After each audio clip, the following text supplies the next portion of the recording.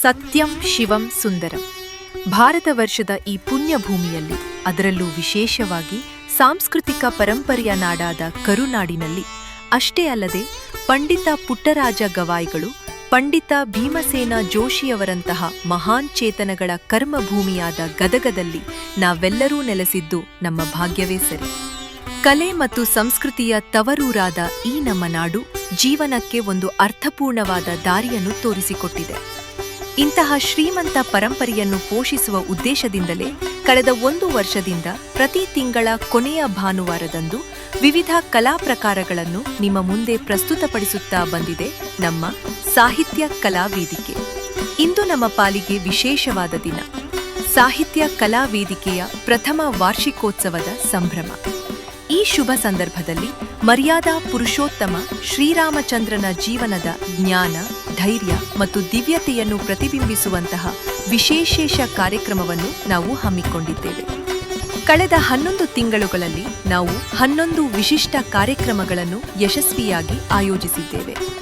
ಈ ನಮ್ಮ ಪಯಣದ ಒಂದು ಕಿರುನೋಟವನ್ನು, ನೆನಪಿನ ಬುತ್ತಿಯನ್ನು ಈಗ ನಿಮ್ಮ ಮುಂದೆ ಪ್ರಸ್ತುತಪಡಿಸುತ್ತಿದ್ದೇವೆ. ಈ ಕಲಾ ಪ್ರಯಾಣದಲ್ಲಿ ಇಲ್ಲಿಯವರೆಗೆ ನೀವು ನೀಡಿದ ಸಹಕಾರ ಮತ್ತು ಪ್ರೋತ್ಸಾಹಕ್ಕೆ ನಾವು ಚಿರಋಣಿ. ಮುಂದಿನ ದಿನಗಳಲ್ಲೂ ನಿಮ್ಮ ಆಶೀರ್ವಾದ ನಮ್ಮ ಮೇಲೆ ಸದಾ ಇರಲಿ ಎಂದು ಈ ಮೂಲಕ ಕೇಳಿಕೊಳ್ಳುತ್ತೇವೆ. ಜಯ ಭಾರತ ಜನನಿಯ ತನುಜಾತೆ, ಜಯ ಹೇ ಕರ್ನಾಟಕ ಮಾತೆ.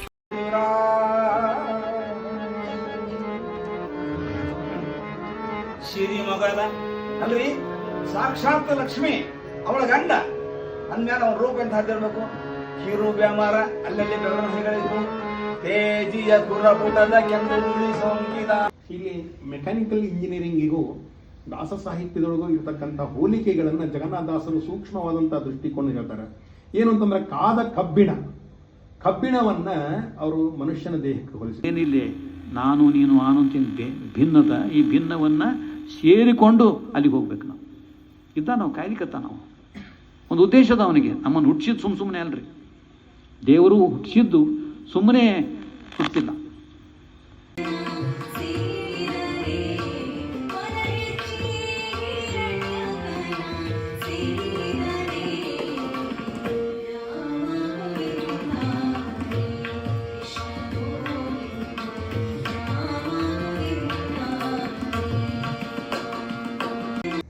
ತಮ್ಮ ಚೊಚ್ಚಲು ಕೃತಿ ಧರ್ಮಶ್ರೀಯೊಂದಿಗೆ ಭೈರಪ್ಪನವರು ಕನ್ನಡ ಕಾದಂಬರಿ ಕ್ಷೇತ್ರವನ್ನ ಪ್ರವೇಶಿಸಿದರು.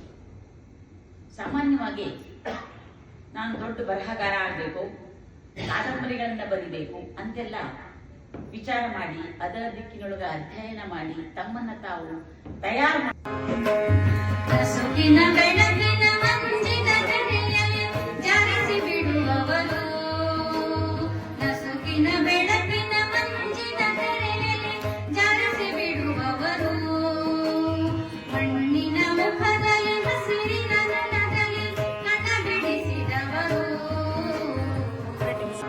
ಬರುವಂತ ಒಂದು ನಾಟಕ ಕಾಕನ ಕೋಟೆ. ಆ ಕಾಕನ ಕೋಟೆ ಪಿಕ್ಚರ್ ಆಗಿತ್ತು, ನಿಲ್ಲ ಗೊತ್ತಿರ್ಬೇಕು. ಕಾಕನ ನೀ ಸಾರ ನೋಡು, ನೀ ಸರ ನೋಡು, ನೀ ಸಾರ ನೋಡು, ನೀ ಸರ ನೋಡು. 4 ಬೇರೆ ಬೇರೆ ಬೇರೆ ರೀತಿಯಿಂದ ಸಿ ಅಶ್ವಥ್ ಅವರು ಸಂಗೀತ ನಿರ್ದೇಶನ, ಸುಲೋಚನಾ ಅಂತ ಹೇಳಿ ಹಾಡದಕ್ಕೆ ಒಳ್ಳೆ ಸಿಂಗರ್. ಹಿಂಗ ನೀಸಾರ ನೋಡ ಅದೊಂದು ರಾಗ ಬೇರೆ, ಅದೊಂದು ಧಾಟಿ ಬೇರೆ, ಹಿಂಗ ಅದನ್ನ ಅಳವಡಿಸ್ಕೊಡ್ರಿ ಪಿಕ್ಚರ್ ಒಳಗೆ. ಆ ಕಾಕನ ಕೋಟೆ ಚಿತ್ರವನ್ನ, ಇದು ನಾಟಕವನ್ನ ಅವರು ಬರೆಯದೇ ಇದ್ದದ್ದು ಅಂತ ಅನ್ನೋದು ಯಾವುದಿಲ್ಲೇ ಇಲ್ಲ. ಎಲ್ಲದಕ್ಕೂ ಅವರು ಒಂದು ಪರಿಹಾರವನ್ನು ಕೊಡ್ತಿದ್ರು. ಒಂದು ರೀತಿಯ ಆ ಕಾಲಘಟ್ಟದ ಯಾವುದೇ ಸಮಸ್ಯೆ ಬಂದಾಗ ಒಂದು ರೀತಿಯ ಟ್ರಬಲ್ ಶೂಟರ್ ಇದ್ದಂಗಿದ್ರು.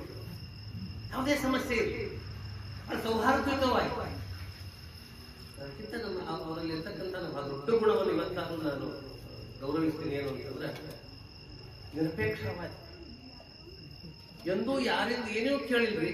ನಿಮ್ಗೆ ಆಶ್ಚರ್ಯ ಅನಿಸ್ತದೆ. ಇವತ್ತೆಲ್ಲ ನಾನು ಒಂದು 25 ವರ್ಷ ಯೂನಿವರ್ಸಿಟಿ ಕೆಲಸ ಮಾಡಿ ಬಂದಿದ್ದೆ. PhD ಕಥೆಗಳನ್ನು ಕೇಳಿಬಿಟ್ರು ಅವೆಲ್ಲ ಉತ್ತರಾಯಣ, ಸೀತಾರಣ್ಯ ಪ್ರವೇಶ, ಗಿರಿಜಾ ಕಲ್ಯಾಣ, ಕೀಚಕ ಬಲೆ. ಗಿರಿಜಾ ಕಲ್ಯಾಣ ಇದು ಬಾಳವಟ್ಟಣ ಒಂದು ನಾಟಕ ಇದೆ. ಗಿರಿಜಾ ಕಲ್ಯಾಣ ಈ ನಾಟಕ ಸಂಸ್ಕೃತ ನಾಟಕವನ್ನ ಈ ಗಿರಿಜಾ ಕಲ್ಯಾಣ, ನಾನು ಇತ್ತೀಚೆಗೆ ಶ್ರೀರಾಮ್ ಭಟ್ರು ಅಂತ ಒಬ್ಬರಿದ್ದಾರೆ ಇದರಲ್ಲಿ ದೊಡ್ಡ ಸಂಸ್ಕೃತ ಬಂದರು, ಅರೇ ಪ್ರಸ್ತಾವನೆ ನಾವು ಕೇಳ್ತಿದ್ವಿ, ಈ ನಾಟಕನೇ ಸಿಕ್ಕಿಲ್ಲ ನಮ್ಗೆ. ಬೋಧವ ಮಾಡೋ ಕಟ್ಟಿಯ ಕುಂತು ಕಚೇರಿ ಮಾಡೋ, ಮಾರಿ ನೋಡಿ ನ್ಯಾಯ ಹೇಳಬ್ಯಾಡನ್ನ. ಇವತ್ತೇನಾಗ್ಯದ, ಅವ್ರವ್ರ ಮಾರಿ ನೋಡಿ ವಾದ ಮಾಡ್ತಾರೆ.